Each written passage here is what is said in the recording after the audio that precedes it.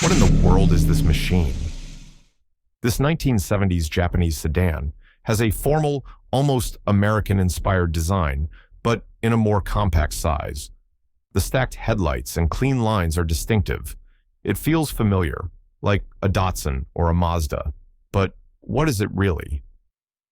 This is a Toyota Mark II from the late 1970s, a car that was known in North America as the Toyota Cressida.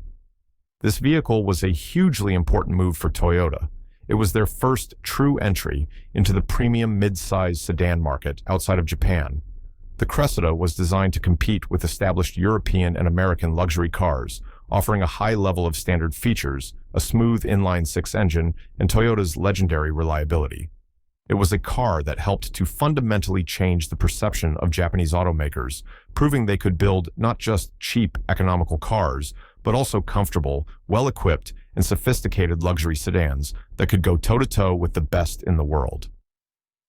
Have you ever seen anything quite like this? It looks like a classic Australian muscle car from the front, but the back half is just a bare chassis. Is this an unfinished project, a custom build, or a specific type of vehicle? This is a true Australian icon, the Holden One-Tonner. For decades, this was the workhorse of choice for farmers, builders, and tradesmen all across Australia. What made it unique was that Holden sold it from the factory as a cab chassis. This meant you got the front half of the car, the cabin, engine, and frame, and then you could add any kind of custom rear end you wanted. Most people fitted a simple flatbed tray, but you could also add a custom cargo box, a camper, or anything else you could imagine.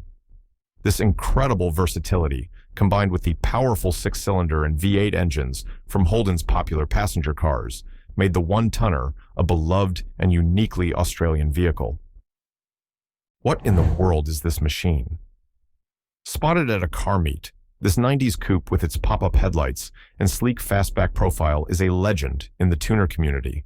It looks a bit like a Mazda RX-7, but it's something else. What is this drift icon?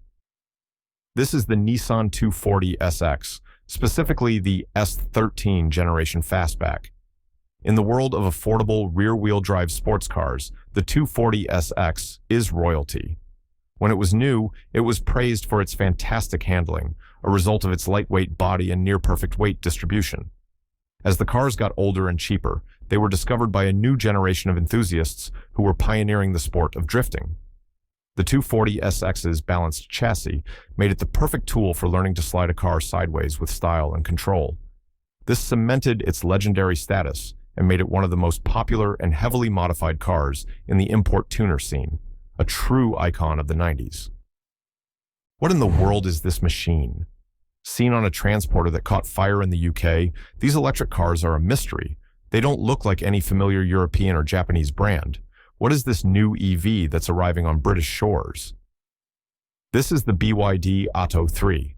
For those unfamiliar with the name, BYD stands for Build Your Dreams, and they are an absolute giant in the electric vehicle world. In fact, they are one of the largest EV manufacturers on the planet, rivaling even Tesla in global sales.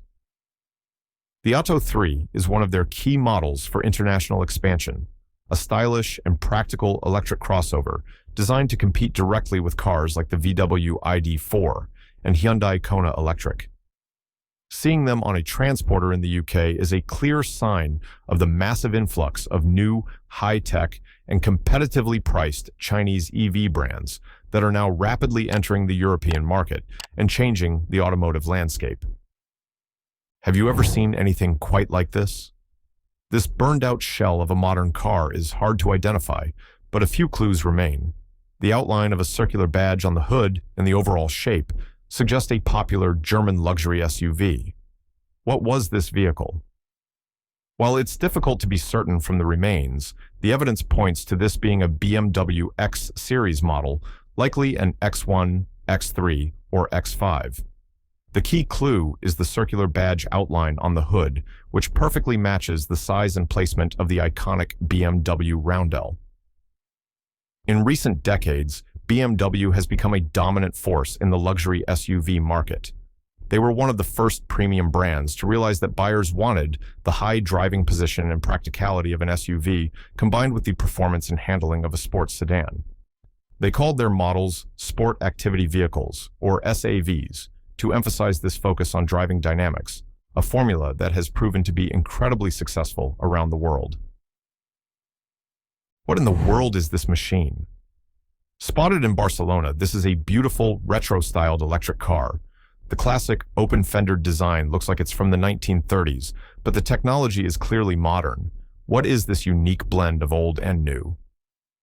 This charming car is a DaVinci DB719, a product of a small French company that specializes in building electric cars with a vintage aesthetic. It's part of a growing neo-retro trend in the automotive world. The design is a tribute to the classic cycle car racers of the 1920s and 30s, but underneath the classic bodywork is a modern, fully electric powertrain. This creates a vehicle that offers a truly unique experience, the silent, instant torque of an electric motor combined with the wind in your hair, open-air thrill of a vintage sports car. It's a car built not for ultimate speed or practicality, but for pure style and the joy of driving. Have you ever seen anything quite like this? Spotted on Street View in Germany, this massive American station wagon is a rare sight. The sheer size and distinctive rear window design are hallmarks of a bygone era of family travel. What is this land yacht? This is a Chevrolet Caprice wagon from the early 1990s. For Americans of a certain age, this car is a rolling piece of nostalgia. It represents the last of the great, traditional, body-on-frame American station wagons. Nicknamed the Whales due to their immense size and rounded styling, these cars were the ultimate family road trip machines. They were famous for their clamshell tailgate, where the glass window would retract into the roof, and the tailgate itself would drop down below the bumper, creating a huge open loading area.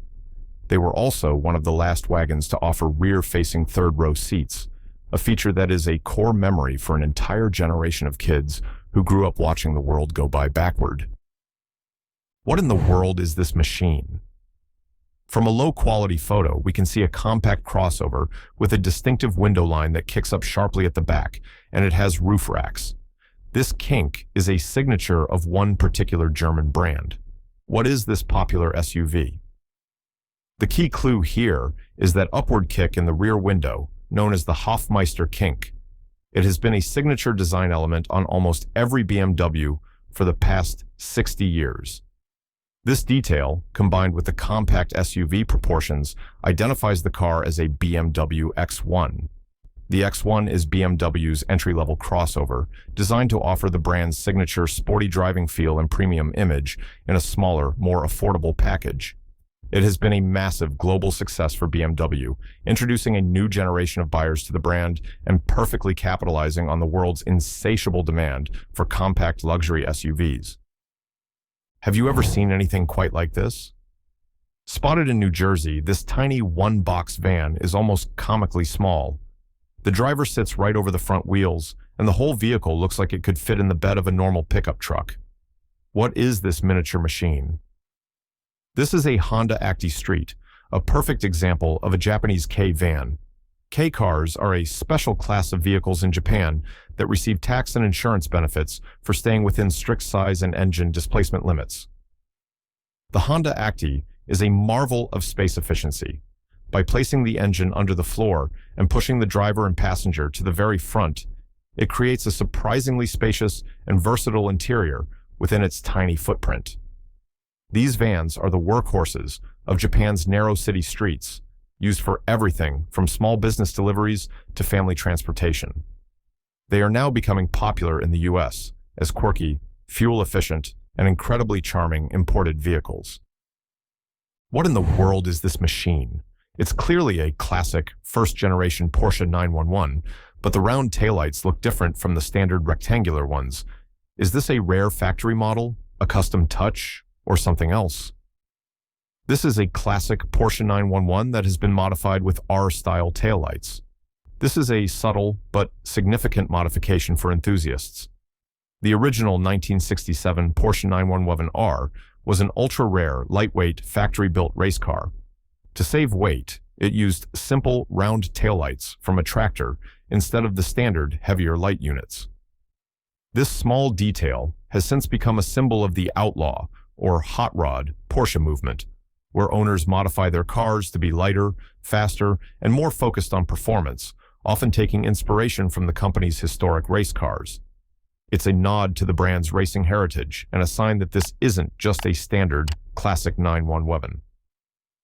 Have you ever seen anything quite like this? It has the low, wide, mid-engine proportions of an exotic supercar, but it's more compact and less shouty than a Lamborghini or Ferrari. The green color is unusual, but the shape is pure performance. What is this British sports car? This is the Lotus Evora. For decades, Lotus was famous for building extremely lightweight, minimalist sports cars like the Elise and Exige, which were thrilling but not very practical for daily use. The Evora, launched in 2009, was designed to change that. It was a more mature and refined Lotus, intended to be a true 2+2 supercar that you could comfortably drive every day. It still adhered to the core Lotus philosophy of simplify, then add lightness, featuring a bonded aluminum chassis and a composite body. But it also had a more luxurious interior and a smoother ride. It was the car that proved Lotus could build a sophisticated Grand Tourer that still had the incredible handling and driver feedback the brand was famous for. What in the world is this machine? Spotted in the UK, this is a compact coupe-like SUV. The most distinctive feature is the placement of the brand's roundel logo on the C-pillar behind the rear side window. What is this stylish crossover? This is a BMW X2. That unique placement of the roundel on the C-pillar is the key identifier and a deliberate historical nod. BMW used this design feature on some of its most iconic classic coupes, like the 2000 CS and the 3.0 CSL Batmobile. By putting it on the X2, BMW was signaling that this wasn't just another practical SUV. The X2 was designed to be the sportier, more stylish sibling of the practical X1, sacrificing a bit of headroom and cargo space for a sleeker, more aggressive coupe roofline. It was a car aimed at a younger, more design-conscious buyer, a trend that has since been copied by almost every other luxury automaker. Have you ever seen anything quite like this? Seen in use by the Mongolian Armed Forces, this is a rugged, no-nonsense military ambulance. The tall, boxy body and high ground clearance are built for one purpose: to function in the harshest conditions. What is this tough machine? This is a 4A4 ambulance built by Ashok Leyland, one of the largest commercial vehicle manufacturers in India. This vehicle is a perfect example of a product designed for the demanding needs of developing nations and military clients. It's based on a simple, incredibly robust truck chassis that is known for being easy to maintain and repair in remote areas with limited resources. These are not high-tech, luxury vehicles. They are built for durability and reliability above all else. Ashok Leyland has a massive presence across Asia and Africa, and their tough, dependable trucks and buses are the backbone of transportation and logistics for millions of people. What in the world was this van? Found flipped over on a property, this classic American van from the 70s or 80s is an icon. The short nose and one-box shape are unmistakable.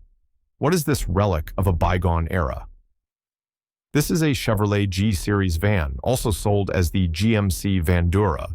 For anyone who grew up in the 1970s and 80s, this van is a cultural touchstone. It was the blank canvas for the vanning craze of the 70s, where owners would customize them with wild airbrushed murals, shag carpeting, and bubble windows. It was also the definitive vehicle for tradesmen, rock bands, and families for decades. And for many, it's simply unforgettable as the iconic black and red van used by the A-Team in the classic 80s TV show. It was a simple, tough, and incredibly versatile vehicle that became a true icon of American pop culture. What in the world is this machine? It looks like a Ford Crown Victoria, but the details are slightly different, and it has a Lincoln-style hood ornament. The license plate comes back as a 1987 Ford, but what is this car really? This is a Mercury Grand Marquis, the slightly more luxurious twin of the Ford Crown Victoria. For decades, Ford Motor Company operated a multi-brand strategy.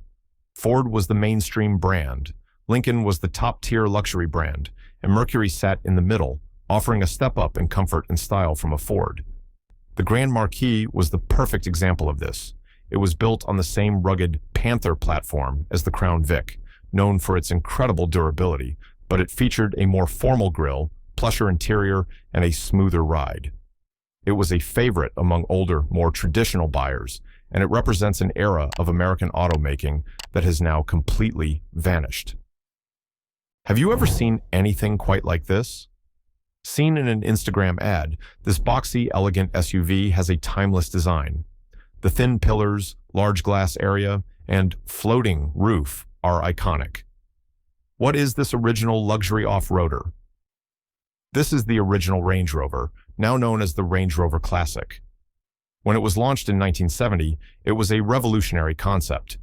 At the time, off-road vehicles like the Land Rover were basic, uncomfortable farm tools. The Range Rover was the first vehicle to combine the go-anywhere, all-terrain capability of a Land Rover with the comfort and luxury of a premium sedan. It was equally at home, crossing a muddy field or pulling up to a fancy hotel. Its brilliant design was considered so timeless that it was even displayed in the Louvre Museum in Paris. The Range Rover created the entire luxury SUV segment that is so popular today, and it remains the benchmark by which all others are judged. What in the world was this car? Even as a wrecked and rusted shell, the iconic design elements are still visible. The 3 round taillights on each side are a dead giveaway. What is this legendary American classic? This is a 1965 Chevrolet, either an Impala or a Bel Air. The 6 round taillights are the key identifier for this specific model year, a signature design that is instantly recognizable to any fan of classic American cars. The 1965 Impala was a landmark vehicle. It was a sales phenomenon, becoming the first car in the U.S. to sell more than 1 million units in a single year, a record that has never been broken. Its sleek, Coke bottle styling and wide array of available engines, from economical 6-cylinders to powerful big block V8s, made it the perfect car for almost everyone. It has since become a cultural icon, celebrated in music, and a favorite of the lowrider community. So, which car surprised you the most today? Drop your answer in the comments and share this to challenge another car lover. For more incredible automotive finds every week, hit that like button and subscribe so you never miss a mystery. Keep searching the back roads.